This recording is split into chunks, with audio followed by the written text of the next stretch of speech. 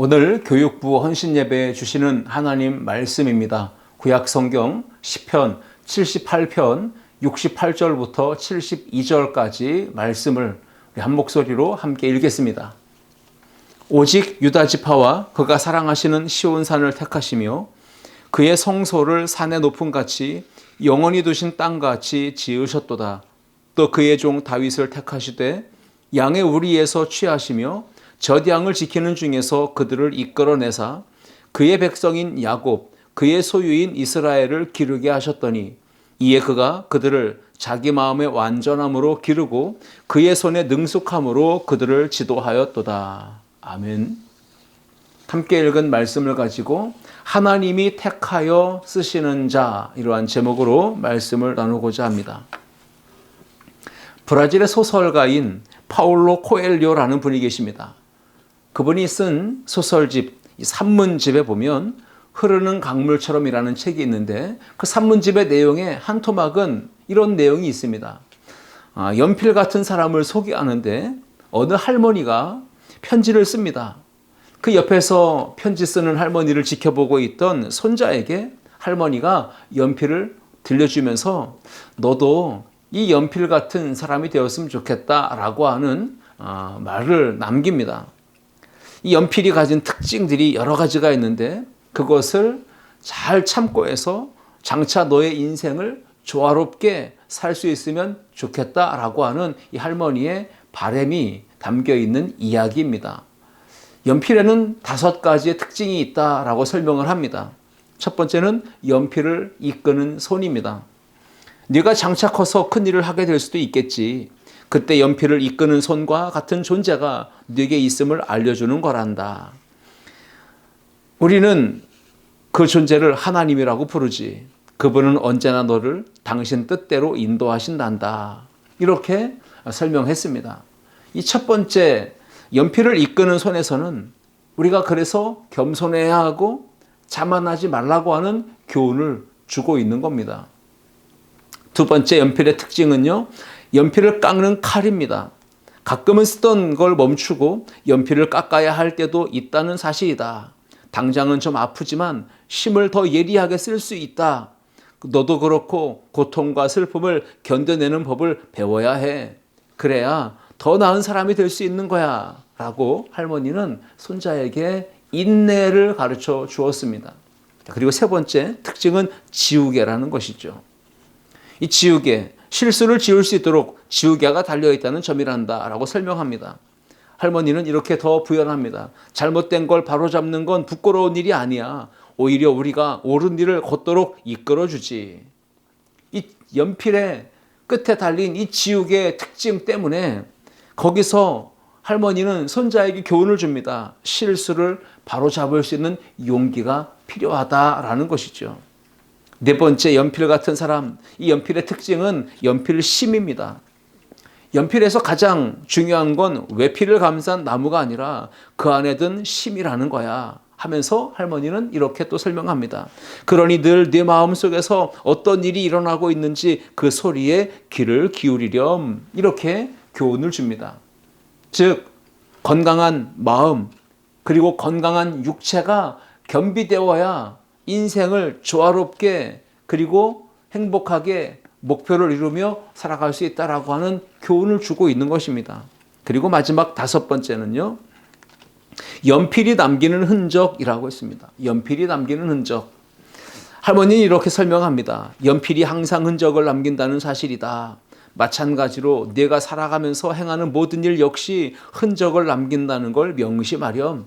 우리는 스스로 무슨 일을 하고 있는지 늘 의식하면서 살아가야 하는 거란다 라고 이야기를 해 주었다는 것이죠. 이 내용을 보면서 우리가 정말 연필 같은 사람이 되었으면 좋겠다라고 하는 이 할머니의 간절한 바람을 우리도 한번 교훈으로 삼았으면 좋겠습니다. 사실 우리가 몽땅 연필 같은 존재 아닙니까?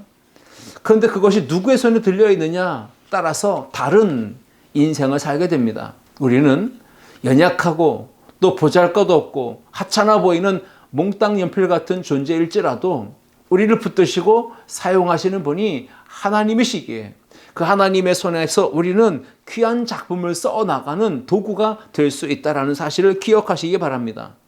나의 인생이 장차 남기게 되어질 흔적들을 생각하면서 우리는 오늘 나를 택하시고 나를 붙드시고 나를 사용하실, 그리고 하나님 앞에 겸손해야 하고 지혜로워야 하고 강건할 수 있도록 자기를 관리하면서 하나님의 손을 철저히 의지하는 우리 믿음의 성도들 다 될 수 있기를 주님의 이름으로 축복합니다. 교육부 헌신 예배를 드립니다. 교육부에서 헌신하는 많은 교사들이 하나님 앞에 붙들림 받아서 택하시고 부르시고 사용하시고 귀하게 멋지게 아름답게 사용하시는 그 하나님의 은혜를 갈망하면서 바라보면서 믿음으로 자신을 하나님 앞에 드리기를 힘쓰고 귀하게 쓰임받아 교회 부흥의 주역이 되는 우리 교육부 교사들 모두가 될 수 있기를 주님의 이름으로 축복합니다.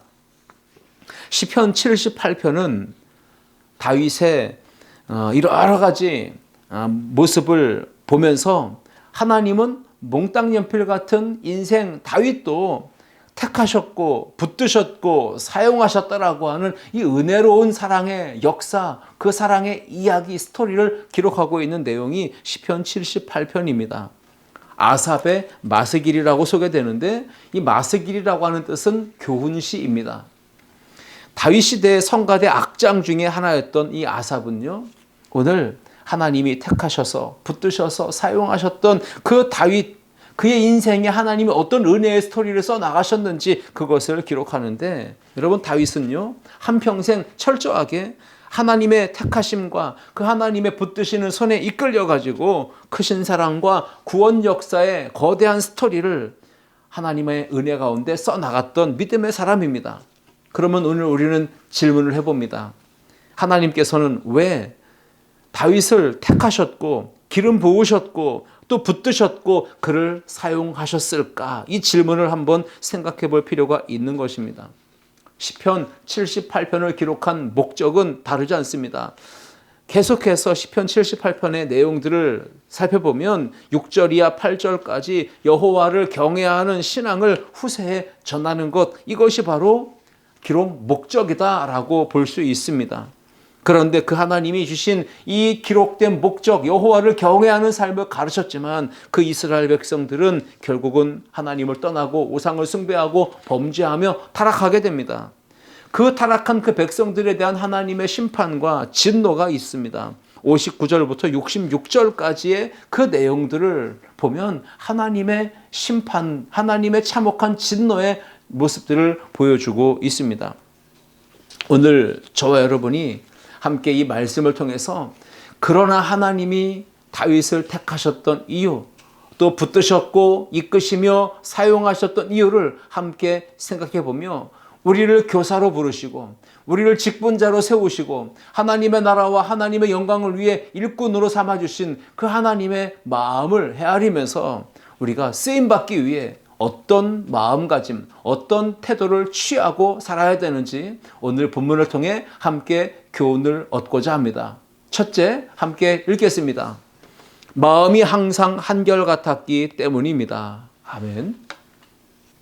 다윗은 언제 어디서 무엇을 어떻게 하고 있을 때 하나님께서 그를 택하셨고 그를 붙드셨고 또 그를 귀하게 사용하셨던 것일까요?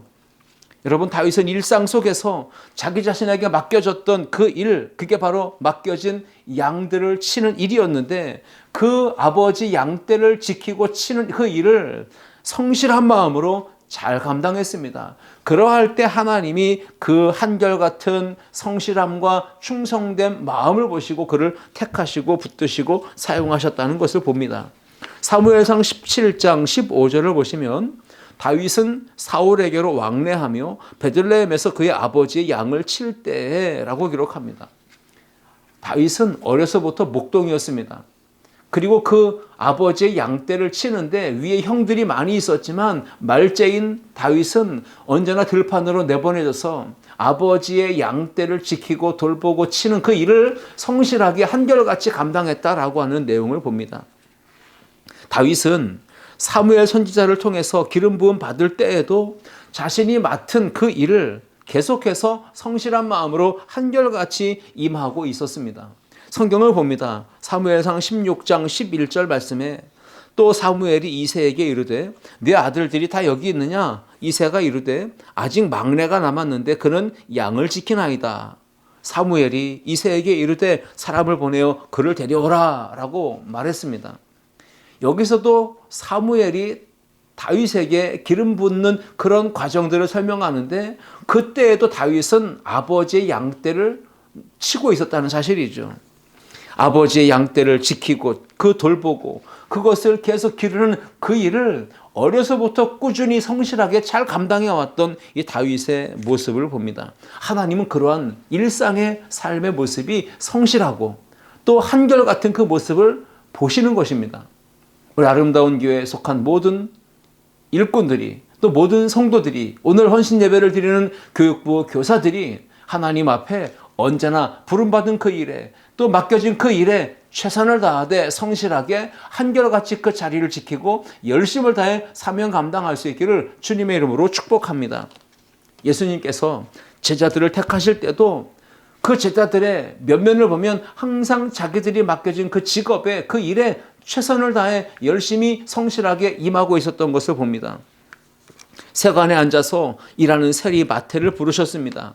고기를 잡고 있던 베드로, 야고보, 요한, 안드레를 부르셔서 제자로 삼아 주셨습니다. 나를 따르라 하실 때 그 제자들의 위치는 자기 직업의 현장이었습니다. 삶의 자리에서 성실하게 한결같이 그 마음의 태도로 임할 때 예수님은 그들을 주목하셨고 그들을 향하여 나를 따르라 라고 말씀하셨던 것입니다. 하나님은 일상의 삶 속에서 그 자리에서 맡겨진 일을 우리가 어떠한 태도로 잘 감당하는지 이것을 주목하여 보십니다. 그 상황 속에서 매일매일의 일상에서 성실한 마음으로 한결같은 태도로 임할 때, 일할 때, 역할을 감당할 때 하나님은 택하시고 붙드시고 사용하시는 줄 믿습니다. 시편 78편 70절로 71절 말씀 보시면요. 하나님이 다윗을 택하셨을 때 그때의 상황을 좀 소개하죠. 또 그의 종 다윗을 택하시되 양의 우리에서 취하시며 젖 양을 지키는 중에서 그들을 이끌어내사 그의 백성인 야곱 그의 소유인 이스라엘을 기르게 하셨더니 라고 말씀하고 있습니다. 하나님이 다윗을 택하셨을 때 그때 다윗은 어디에 있었습니까? 양의 우리에 있었다. 그곳에서 하나님은 그를 취하셨다, 택하셨다, 그리고 그를 사용하시기 위해 목자로 기름 부어 세우셨다라고 하는 겁니다. 젖양을 지키는 중에서 이끌어내셨고 그의 백성, 하나님의 택하신 그 이스라엘, 야곱, 그 백성들을 기르는 목자로 왕으로 하나님은 다윗을 택하여 기름 부어 주셨다고 하는 말씀입니다.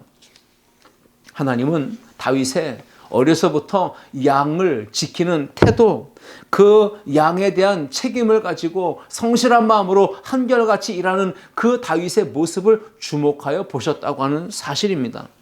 오늘 하나님이 주목하여 보시고 계십니다. 우리가 교사로서 어떠한 마음가짐과 태도로 이 맡은 바 직분에 성실함으로 임하는지 아니면 게으름과 불성실함으로 임하는지 그 태도를 보고 계십니다. 하나님 앞에 귀하게 끝까지 붙들려 아름답게 사용되는 교사로 사용받기 원한다면 우리는 한결같은 마음으로 성실한 마음으로 끝까지 그 부르심의 자리에서 충성을 다하는 일꾼들이 되어야 할 줄 믿습니다. 시편 78편 72절 말씀에 이에 그가 그들을 자기 마음의 완전함으로 기르고 라고 기록합니다. 여기 자기 마음의 완전함으로 라고 하는 말은 여러 가지 의미로 볼 수 있는데 순전하다, 성실하다, 진실하다, 신실하다 라고 하는 여러 가지 단어들로 사용해 볼 수 있습니다. 이 구절을 현대인의 성경과 새번역 성경으로 한번 좀 읽어보면 좋겠습니다. 현대인의 성경으로 제가 읽습니다. 그래서 다윗은 그들을 정성껏 기르고 능숙하게 잘 인도하였다. 새번역 성경입니다. 그는 한결같은 마음으로 그들을 기르고 슬기로운 손길로 그들을 인도하였다라고 했습니다. 한결같은 마음, 정성껏, 순전함, 완전함, 이 모든 말이 같은 맥락을 가지고 있습니다.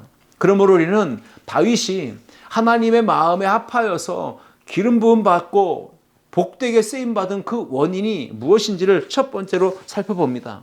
마음이 항상 한결같았기 때문이다. 그 마음이 변하지 않고 완전하고 순결했기 때문이다 라고 성경은 기록하고 있습니다. 열심히 성실하게 한결같은 태도로 일하고 있을 때 하나님은 그를 주목하셨고 그를 콕 집어 선택하셨고 그를 이스라엘의 목자로 기름 부어 세우셨고 그를 마음껏 복주어 사용하셨다고 하는 사실입니다. 여러분, 일만 잘해서 되는 게 아닙니다. 마음도 한결같이 성실해야 합니다. 그러할 때 하나님께서 그를 택하시고 사용해 주시는 것입니다. 오늘 적용해 봅니다. 저와 여러분들을 부르신 그 소명의 자리가 있을 것입니다. 하나님이 맡겨주신 사명이 있을 것입니다. 그것이 어떤 일이든 직업, 가사, 육아, 내조, 사역, 학업 등등 여러 가지 수많은 분야에 우리에게 주어진 일이 있는데 그 일상에서의 삶을 우리는 게으르지 말고 열심히 성실하게 최선을 다해 감당할 때 하나님이 그 모습을 기뻐하시고 그 모습에 더 기름 부으셔서 멋지고 아름답게 귀하게 사용하여 주실 줄 믿습니다. 한결같은 마음, 성실함을 가지고 우리가 교육부 교사로서 일함으로 하나님 앞에 영광 돌리는 우리 모든 주의 권속들, 모든 주의 성도들, 모든 주의 교육부 교사들 될 수 있기를 주님의 이름으로 축복합니다. 두 번째, 함께 읽겠습니다. 탁월한 실력을 겸비했기 때문입니다. 하나님은 왜 다윗을 택하셨을까요? 기름 부으셨을까요? 그를 붙드셨고 이스라엘의 왕, 이스라엘의 목자로 세우시며 그를 사용하신 걸까요? 다윗에게는 탁월한 실력이 겸비되어 있었기 때문이라는 것입니다. 마음이 성실했을 뿐 아니라 다윗은 그 손에 능숙함, 즉 전문성과 탁월한 기술, 실력까지 갖추고 있었다라고 하는 겁니다. 오늘 본문 시편 78편 72절에 이에 그가 그들을 자기 마음의 완전함으로 기르고 그의 손에 능숙함으로 그들을 지도하였도다 라고 기록하고 있습니다. 다윗은 블레셋의 적장이었던 골리앗과 싸워 이겼습니다. 그때 다윗은 무엇으로 싸웠습니까? 칼이나 무기를 가지고 싸우지 않았습니다. 갑옷을 입고 싸우지 않았습니다. 다윗은 늘 휴대하고 있던 물맷돌을 가지고 그것을 던져서 한 방에 골리앗을 제압하는 탁월한 전문성과 실력을 겸비했던 사람이었습니다. 그저 순식간에 순간적 재치를 발휘해서 아무 준비도 생각도 없는 상황에 어쩌다가 돌을 집어 던졌는데 그것이 우연히 골리앗의 이마에 정확하게 명중, 그것이 아니라는 사실이에요. 물맷돌을 던져 정확하게 그 골리앗의 이마에 맞출 수 있을 정도의 연습, 고된 훈련을 통해서 다윗에게는 물맷돌을 던지는 전문성이 또 탁월한 실력이 길러졌던 것입니다. 실제로 다윗이 골리앗을 죽일 때 칼로 싸우지 않았고 그 손에 있는 물매와 돌로 싸웠다라고 성경은 기록합니다. 사무엘상 17장 50절 말씀에 다윗이 이같이 물매와 돌로 블레셋 사람을 이기고 그를 쳐 죽였으나 자기 손에는 칼이 없었더라. 다윗의 손에 쥐어진 게 칼이 아니라는 것입니다. 강력한 무기가 아니라 그는 물매 그리고 돌로 그것을 사용하여 골리앗을 한 방에 명중시켜 그를 제압했던 것입니다. 성경학자들은 고대의 전쟁에서 물매 던지는데 능통했던 전문가들, 전문성 가진 실력가들이 있었는데 그러한 사람들 중에 다윗이 한 사람이었을 거다라고 이렇게 말하고 있습니다. 하나님께서 택하시고 붙드시고 사용하시는 사람들의 특징은 마음이 성실함, 한결같음이고 또 하나 그 손에 능숙함, 전문성, 탁월한 실력이 같이 겸비되어져야 한다는 사실입니다. 하나님은 모든 일에 한결같은 마음으로 성실한 태도로 임하는 사람들을 붙드시고 사용하여 그들을 통하여 하나님의 영광을 받으십니다.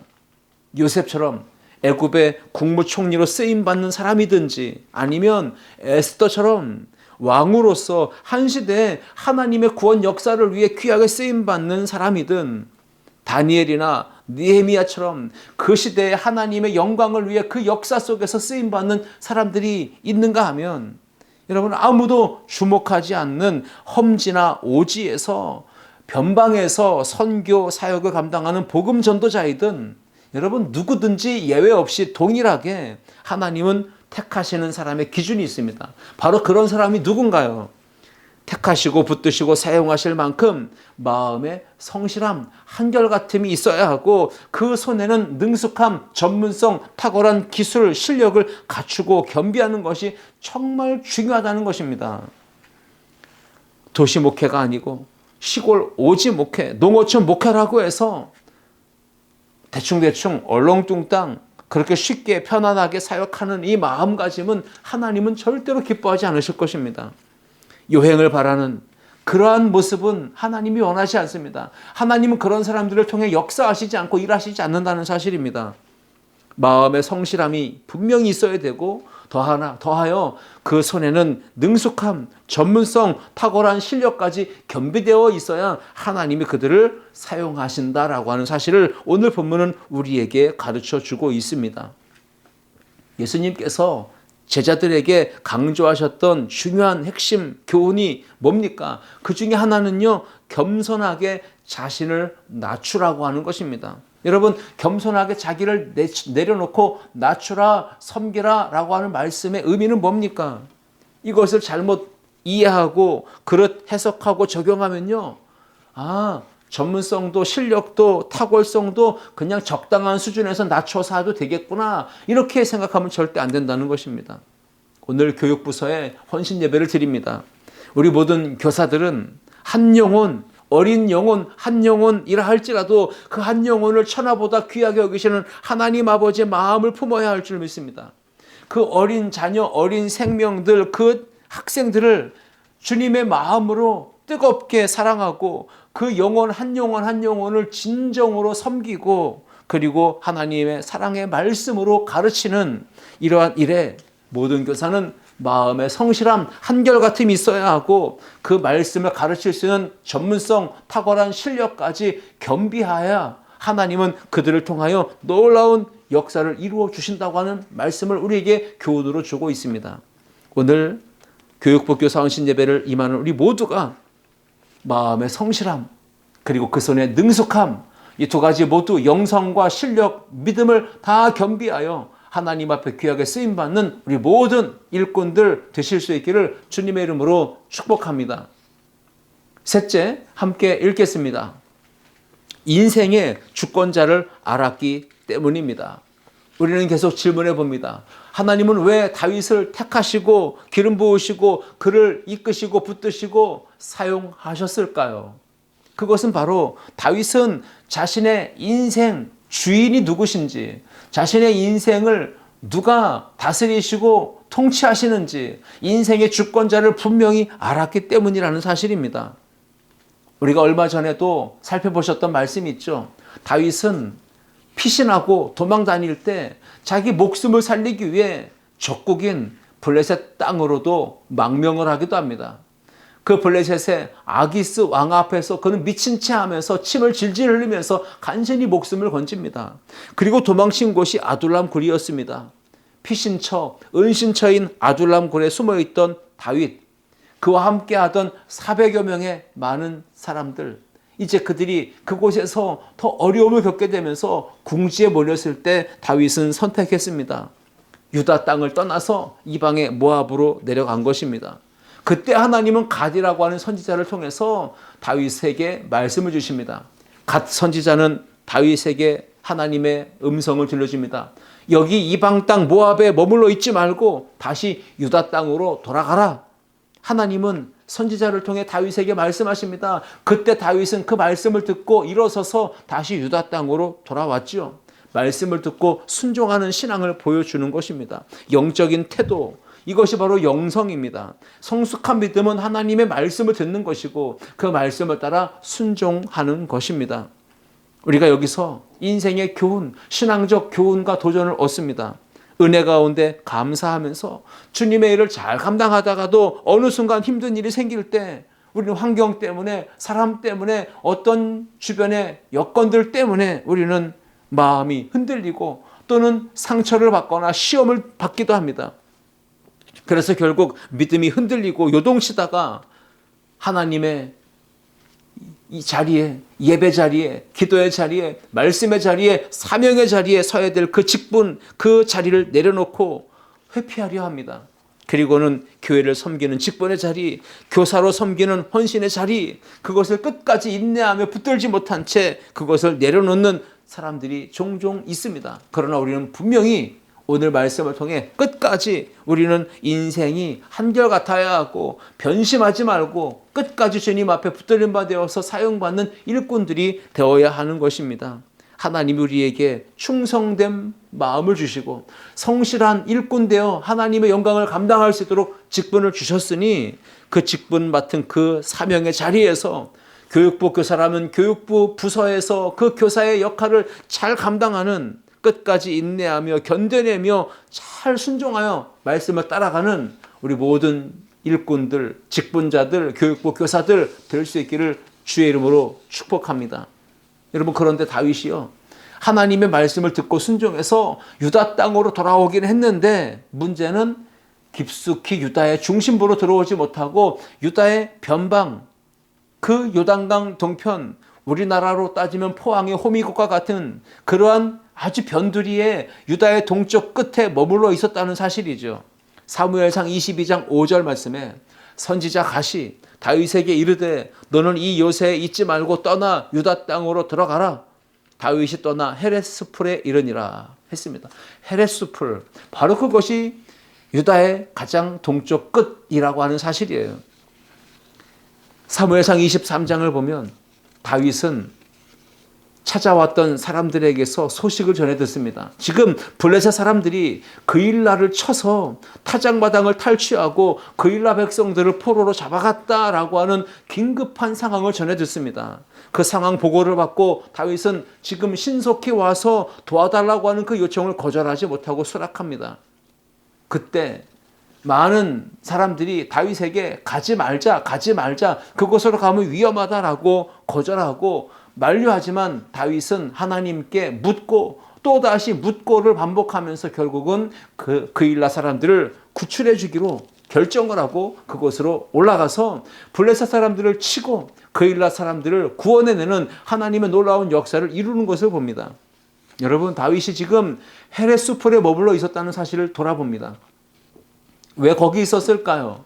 왜 유다 땅 그 가장 동편 끝지점의 변방에 그는 자리를 잡고 있었을까요? 기회주의자처럼 여차하면, 어려움이 닥치면 재빠르게 신속하게 한 발 빼고 또 빨리 안전한 곳으로 도망치기 위해 다윗은 헤레스풀이라는 곳에 머물러 있었던 것입니다. 그런데 지금 다윗은 하나님의 말씀을 듣고 믿음으로 도전합니다. 내 인생의 주인, 내 삶의 주권자가 누구신지를 알았던 다윗은 이제 하나님께 묻고 답을 듣고 응답을 받고 결국 유다 땅 깊은 곳 그일라까지 가서 그 백성들을 구출해오는 이런 영적인 모험을 감행하는 것입니다. 쉽지 않은 선택입니다. 어려운 선택입니다. 하나님 말씀 앞에 온전히 순종하는 것 결코 쉬운 일이 아닙니다. 그래야만이 하나님이 주시는 큰 승리를 경험할 수 있습니다. 이러한 일련의 사건들을 통해서 우리는 깨닫습니다. 여러분, 이후에 다윗의 삶은요, 영적인 여정, 그 삶이 광야에서 더 긴 시간, 더 오랜 시간, 고되고 어려운 시간들을 마주할 수밖에 없었습니다. 그일라 주민을 구출해내는 그 사건 때문에 다윗은 형편으로나 상황으로나 더 어려운 상황을 마주했던 것입니다. 사무엘상 23장 13절로 14절 말씀 보시면 다윗과 그의 사람 600명 가량이 일어나 그일라를 떠나서 갈 수 있는 곳으로 갔더니 다윗이 그일라에서 피한 것을 어떤 사람이 사울에게 말하매 사울이 가기를 그치니라. 다윗이 광야의 요새에도 있었고 또 십광야 산골에도 머물렀으므로 사울이 매일 찾되 하나님이 그를 그의 손에 넘기지 아니하시니라 말씀하고 있습니다. 여러분, 지금 다윗의 상황은요, 어려움이 있습니다. 사울은 계속 추격하고 사람들을 풀어서, 군대를 풀어서 다윗을 잡으려고 합니다. 그런데 중요한 건 매일 사울이 찾고 또 찾고 있지만 하나님이 다윗을 어떻게 하십니까? 그의 손에 넘기지 아니하셨다라고 기록하고 있지 않습니까? 하나님이 왜 그렇게 다윗을 붙드시고 왜 그렇게 다윗을 귀하게 여기시며 끝까지 붙드시고 사용하신 것일까요? 그것은 마음에 성실함이 있었던 사람이고 무엇보다 그 손에 능숙한 실력과 탁월한 전문성까지 겸비했던 다윗입니다. 그런 다윗이 깨달은 것은 무엇입니까? 내가 이렇게 마음의 한결같음이, 마음의 완전함이 있고 또 그 손에 능숙한 실력까지 갖추었다 할지라도 내 힘과 내 지식과 내 스펙과 내 경험과 의지로는 절대로 세상을 살아갈 수 없다는 것을 다윗이 깊이 깨달은 것입니다. 사울이 근대를 통해 끈질기고 집요하게 추적해오고 쫓아와 잡아 죽이려고 시도하고, 여러분 그때마다 다윗은 위치가 노출되고 발각돼요. 금방이라도 잡혀 죽을 수도 있는 그런 위기의 순간에 계속 있었습니다. 그런데도 어떻게 그가 붙잡히지 않았습니까? 하나님이 그를 사울의 손에 넘겨주지 않았다는 것, 오늘 이것이 중요한 포인트입니다. 성경의 기자는 다윗의 인생이, 다윗의 삶이 전적으로 하나님의 주권에 달려 있었다라고 하는 것을 증거하고 있는 것입니다. 골리앗과의 전쟁에서 승리한 것, 사울의 칼과 창을 피해서 하나님이 안전하게 그를 보호해 주신 것, 나아가 광야에서 연단받고 훈련받은 다윗이 이스라엘의 왕이 되어지는 이 모든 전체의 과정이 결국 다윗의 의지로 되는 것이 아니라 하나님의 주권과 섭리, 하나님의 철저한 계획 속에서 이루어지고 있다는 사실입니다. 여러분, 우리가 인생길에서 겪게 되는 광야의 시간은 하나님의 주권과 섭리, 통치를 가르치고 깨닫게 하는 은혜의 학교입니다. 하나님의 손길과 하나님의 도우심을 경험하는, 배우는 그 현장이 바로 광야의 연단의 시간들입니다. 다윗은 길고 험한 광야의 인생 여정을 마쳤을 때, 그리고 대적 사울의 위험한 그 상황에서 벗어났을 때 기록한 시편, 우리가 보듯 시편 18편은 바로 그런 내용의 배경 속에서 기록된 시인데, 어떤 내용으로 기록됩니까? 표제를 보시면요, 여호와의 종 다윗의 시, 인도자를 따라 부르는 노래, 여호와께서 다윗을 그의 모든 원수들의 손에서와 사울의 손에서 건져주신 날에 다윗이 이 노래의 말로 여호와께 아뢰어 이르되, 이게 표제입니다. 그리고 시편 18편 1절은 이렇게 노래합니다. 나의 힘이신 여호와여, 내가 주를 사랑하나이다. 여호와는 나의 반석이시요 나의 요새시요 나를 건지시는 이시요 나의 하나님이시요 내가 그 안에 피할 나의 바위시요 나의 방패시요 나의 구원의 뿌리시요 나의 산성이시로다. 아멘. 다윗은 전쟁에 능한 용사였습니다. 탁월한 전문성과 실력까지 겸비한 사람이었습니다. 마음도 한결같았고 순전했습니다. 이렇게 다윗은 광야의 긴 훈련과 연단을 통해서 깨달았습니다. 내 힘과 내 능력과 내 스펙이 아니라 오직 하나님의 손이, 하나님의 절대 주권과 통치가 내 삶에 있어서 내가 오늘 여기까지 이르렀다고 하는 사실을 다윗은 늘 고백하고 있었던 것입니다. 오늘 교육부 교사로 헌신하는 우리 모두가 마음에 변함이 없는 한결같음, 마음의 성실함이 있어야 합니다. 직분을 감당할 때 탁월한 실력과 전문성, 영성, 믿음까지 겸비해야만 합니다. 나아가 내 삶의 주권자, 통치자, 왕이신 하나님, 그분을 고백하며 인정하며 사명의 자리에 서야 합니다. 그렇게 모든 조건을 갖췄다 할지라도 전적으로 하나님께서 나를 붙들어 주시고 사용하시도록 나에게 은혜를 베풀어야만 감당할 수 있다고 하는 것을 기억해야만 합니다. 하나님께서 택하시고 불러주시고 붙들어주시고 이끄시고 또 사명을 감당하는 기회를 주실 때만이 우리는 쓰임받는 일꾼이 될 수 있다라고 하는 이 사실 기억하면서 우리를 교육부서의 교사로 삼아주신 하나님의 놀라운 은혜와 사랑에 감사하며 오늘 다윗처럼 한결같고 실력을 겸비하고 인생의 주권자이신 하나님을 철저하게 의지하며 맡은 바 그 일을 잘 감당하는 우리 모든 직분자들, 교육부 교사들 다 될 수 있기를 주님의 이름으로 축원합니다. 기도하시겠습니다. 사랑과 은혜가 풍성하신 하나님 아버지 감사합니다. 오늘 하나님이 어떤 사람을 택하시고 쓰시는지 말씀을 통해서 깨닫게 하시니 감사합니다. 다윗처럼 마음이 항상 순전하고 완전하고 한결같게 도와주시고, 다윗처럼 탁월한 실력과 또 영성도 함께 겸비하게 도와주시고, 다윗처럼 인생의 주권자가 누구이신지 명확하게 알고 인생의 주인 되신 하나님께 모든 것을 맡기고 의지하며 나아가는 우리 교육부 교사들, 우리 아름다운 성도들 모두가 되게 하여 주옵소서. 예수님의 이름으로 기도하옵나이다. 아멘.